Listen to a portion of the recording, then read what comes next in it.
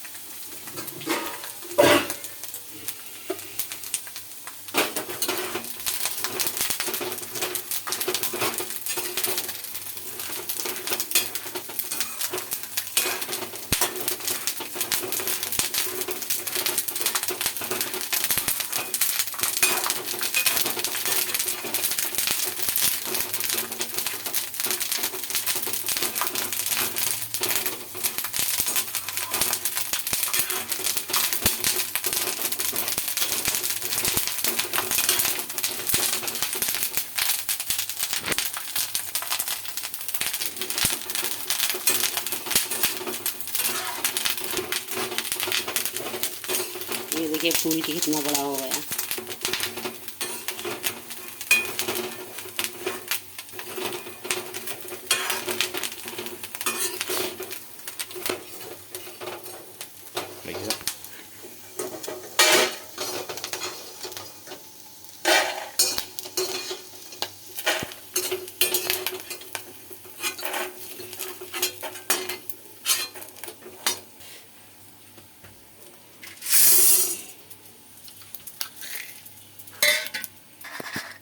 ये देखिए मेरा व्रत के लिए साबुदाना तैयार हो गया।